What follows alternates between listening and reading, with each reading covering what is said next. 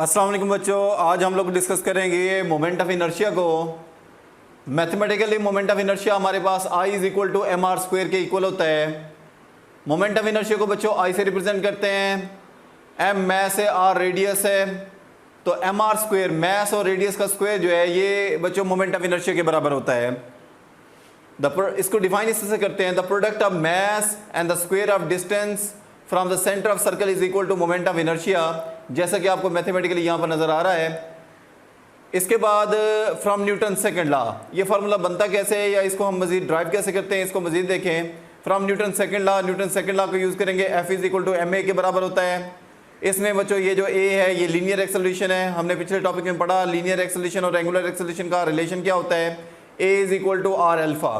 तो A की जगह आर एल्फा हमने यहाँ पर पुट किया तो फार्मूला बन गया F is equal to M R alpha. अब हमने क्या करना है, दोनों साइडों को R से मल्टीप्लाई कर देना है। तो जब दोनों साइडों को R से मल्टीप्लाई करेंगे तो ये बनेगा R F is equal to M R square alpha, क्योंकि एक R पहले से था और एक R मल्टीप्लाई करने से R स्क्वायर बन जाएगा। बच्चों ये R और F का प्रोडक्ट जो है ये टार के बराबर होता है, तो ये हमारे पास एम आर स्क्वायर, इसमें ये जो पार्ट है इतना एम आर स्क्वायर ये मोमेंट ऑफ इनर्शिया है और ये हमारे पास अल्फा जो है वो एंगुलर एक्सेलरेशन है। अब इसमें मज़ीद कुछ बातें हम लोग डिस्कस करेंगे। तो यहाँ पर देखें, आपको ये समझना है कि मोमेंट ऑफ इनर्शिया एक्चुअली क्या चीज़ है। जो रोल मैस का लीनियर मोशन में होता है वही मोमेंट ऑफ इनर्शिया यानी कि एम आर स्क्वायर का एंगुलर मोशन में होता है। एम आर स्क्वायर को मोमेंट ऑफ इनर्शिया कहते हैं। Moment of inertia angular motion में वही रोल प्ले करता है जो कि मैस का लीनियर मोशन में होता है। आपको पता है किसी बॉडी का मैस बढ़ जाए तो वो चीज़ भारी हो जाती है, और वैसे ही एंगुलर मोशन में किसी चीज़ का मोमेंट ऑफ इनर्शिया बढ़ जाए तो वो चीज़ भारी हो जाती है। लेकिन एंगुलर मोशन में ज़रूरी नहीं कि मैस के बढ़ने से ही हमेशा चीज़ भारी हो, रेडियस के बढ़ने से भी भारी हो सकती है। यानी कि एक ऑब्जेक्ट है, इसी ऑब्जेक्ट को अगर मैं छोटे दायरे में घुमाऊँ बनिस्बत के इसी ऑब्जेक्ट को मैं बड़े दायरे में घुमाऊँ तो बड़े दायरे में यही ऑब्जेक्ट ज़्यादा भारी महसूस होगा, छोटे दायरे में यही ऑब्जेक्ट हल्का महसूस होगा, क्योंकि मोमेंट ऑफ इनर्शिया का जो भारीपन है एंगुलर मोशन में वो मैस के अलावा रेडियस पे भी डिपेंड करता है। इसके बाद फोर्स का जो इफेक्ट लीनियर मोशन में होता है, टार का वही इफेक्ट एंगुलर मोशन में होता है। आपको पता है कि फोर्स जब भी किसी बॉडी पे एक्ट करती है तो लीनियर एक्सेलरेशन पैदा करती है, वैसे ही टार्क जब किसी घूमते हुए बॉडी पे अप्लाई करते हैं तो एंगुलर एक्सेलरेशन पैदा होता है। तो जो इफेक्ट ए का होता है लीनियर मोशन में, अल्फा एंगुलर एक्सेलरेशन का वही इफेक्ट एंगुलर मोशन में होता है। और इसके बाद बच्चों हमारे पास ये जो फार्मूला हमने बना लिया है टार का, अब हम इसको रिजिड बॉडी के लिए लेंगे। Let we have a rigid body containing n number of particle. Rigid body है जिसमें बहुत सारे पार्टिकल हैं और उस तमाम के लिए यही फार्मूला हम लिखेंगे। तो torque is equal to M R square alpha.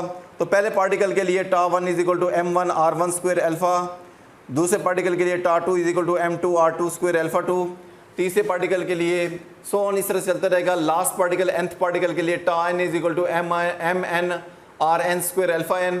और टोटल टार क्या होगा, इन तमाम टार को हम ऐड कर देंगे। ऐड करने के बाद फार्मूला ये बनेगा। और इसमें बच्चों एक बात याद रखें, ये जो तमाम में एंगुलर एक्सेलरेशन है ये सेम होगा। अब सेम क्यों होगा, इसकी वजह ये है, ये आप इस डायग्राम को ज़रा गौर से देखें। इसमें ये एक रिजिड बॉडी है और ये दायरे में घूम रहा है। जब ये रिजिड बॉडी दायरे में घूमेगा इसके तमाम पार्टिकल इस दायरे में घूमेंगे। जो पार्टिकल सर्कल के करीब सेंटर के करीब होगा वो छोटे दायरे में घूमेगा, जो पार्टिकल सेंटर से दूर होगा वो बड़े दायरे में घूमेगा, जो उससे दूर होगा वो और बड़े दायरे में घूमेगा। यानी कि पार्टिकल चाहे छोटे दायरे में घूम रहा हो चाहे वो बड़े दायरे में घूम रहा हो, अगर वो एक ही रिजिड बॉडी का हिस्सा है तो तमाम का एंगुलर डिस्प्लेसमेंट सेम होगा। एंगुलर डिस्प्लेसमेंट तो एंगल को कहते हैं। अगर ये बॉडी चक्कर लगाकर वापस वहीं पर आ जाए तो सर्कल का एंगल 360 होता है। सर्कल चाहे छोटा हो उसका भी एंगल 360 होगा, सर्कल चाहे बड़ा हो उसका भी एंगल 360 होगा। इसलिए जो पार्टिकल यहाँ पर है वो भी 360 डिग्री का एंगल कवर करेगा, जो पार्टिकल यहाँ पर होगा बड़े दायरे में घूम रहा होगा वो भी 360 डिग्री का एंगल कवर करेगा। और एंगल को ही तो एंगुलर डिस्प्लेसमेंट कहते हैं। जब एंगुलर डिस्प्लेसमेंट सेम है तो सेम टाइम पे डिवाइड करने पे एंगुलर वेलोसिटी सेम होगी, और सेम वेलोसिटी को सेम टाइम पे डिवाइड करेंगे एंगुलर एक्सेलरेशन सेम होगा। इसलिए तो हमने ये बात कही है कि alpha 1 is equal to alpha 2 is equal to alpha 3 is equal to alpha n, तमाम में एंगुलर एक्सेलरेशन सेम होगा। हम इसको यहाँ पर पुट कर देंगे और अल्फा को यहाँ पर हम कॉमन ले लेंगे और बाकी जो ब्रैकेट वाला हिस्सा है उसको समेशन फॉर्म में यूँ लिखेंगे, summation i is equal to 1 to n, यानी कि i की वैल्यू 1 से n तक जा रही है। M I R I square alpha, i की वैल्यू 1 होगी तो m1 r1 स्क्वायर, i की वैल्यू 2 होगी तो m2 r2 स्क्वायर, सो हम चलते जाएँ n तक जाएंगे और जितनी टर्म बनेगी समेशन का मतलब है उन सबको ऐड करेंगे, ऐड करने के बाद तो एक्चुअली यही बन जाएगा और अल्फा ये इसके अलावा आ जाएगा।